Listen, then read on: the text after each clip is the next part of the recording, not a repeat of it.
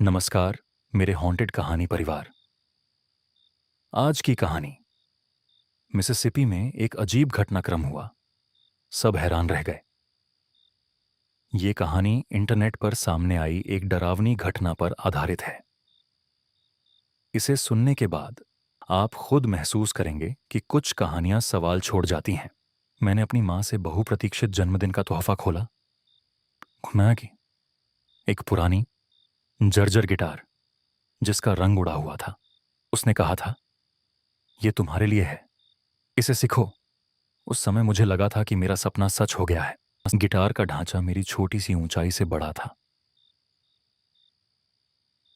जब मैंने पहली बार स्ट्रिंग्स छेड़ी तो मुझे पता चला कि यह बहुत मुश्किल है, पर मां की उम्मीदों ने मुझे प्रेरित किया। इस गिटार में सिर्फ लकड़ी नहीं, बल्कि मेरी मां का प्यार भी था। मैंने टोल प्लाजा से गुजरते वक्त एक रसीद देखी। उस पर लिखा था 37 वन विकी शाह, जो मुझे अजीब लगा। मैंने सोचा, क्या टोल इतनी महंगी हो गई?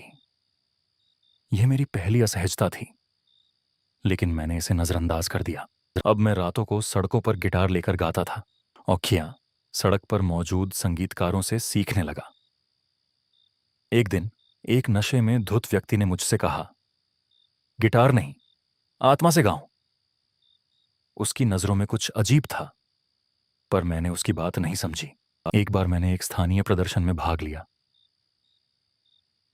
मेरी पहली परफॉर्मेंस का समय था। मैंने अपने गिटार के साथ एक पुरानी धुन गाई। मेरे डैश कैम में उस दिन की एक फ्रेम है जिसमें मैं मंच पर खड़ा हूं, लेकिन पीछे एक धुंधली छाया है। मैंने संगीत की दुकानों से गिटार के सामान खरीदे। एक रसीद मेरे हाथ में थी, गिटार स्ट्रिंग आज दोनी हंड, लेकिन रसीद पर एक अजीब सी कोडिंग थी जो किसी भी उत्पाद में नहीं थी। फिर भी मैंने इसे महत्व नहीं दिया। कुछ समय बाद मैंने अपने अनुभवों का एक डायरी में लिखा, मैं गिटार के लिए जी रहा हूं। ये शब्द मेरी भावनाओं को व्यक्त कर रहे थे। पर जब मैंने उसे खोला तो एक पन्ना पहले से भरा हुआ था जिसमें वही शब्द थे। मेरे दोस्तों ने मुझे एक प्रोग्राम में भाग लेने के लिए प्रेरित किया। मैंने अपनी गिटार को पेट्रोल पंप की पार्किंग में रखा। वहां मैंने एक नोट देखा, जिंदा रहना है तो गाओ, जो मुझे विचलित कर गया। प्रोग्राम के दौरान लोग मेरी ओर देख रहे थे। मैंने गाना शुरू किया, लेकिन एक पल के लिए मैंने देखा कि मेरे पीछे की भीड़ में एक परिचित चेहरा था।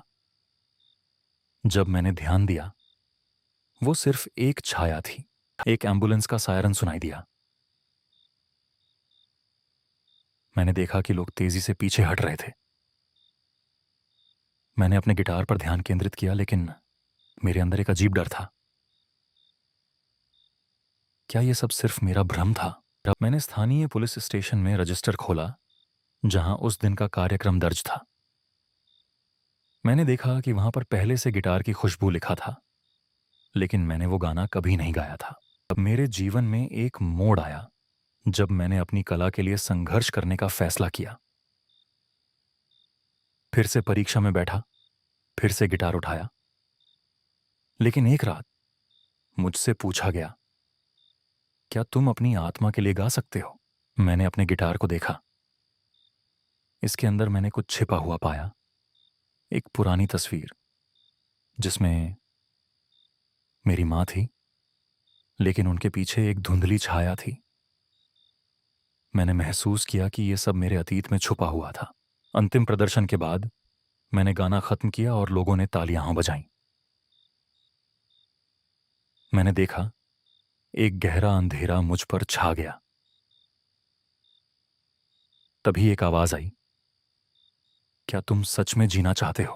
अब मैं जानता हूं, यह सब मेरी मां का उपहार नहीं था। यह एक चेतावनी थी। मैं गिटार के साथ बसा हुआ हूं, लेकिन उस गिटार की गूंज अब भी मुझसे पूछती है, तुम सच में कौन हो? अगर आपको यह कहानी पसंद आई हो तो लाइक कीजिए, सब्सक्राइब कीजिए और बेल आइकॉन दबाइए। कमेंट में अपनी हॉन्टेड कहानी ज़रूर लिखिए। अगर आप चाहते हैं आपकी कहानी हम वीडियो में सुनाएं तो मेल करें hauntedkahani26@gmail.com। सब्जेक्ट लिखें हॉन्टेड कहानी सबमिशन। मिलते हैं अगली डरावनी कहानी में।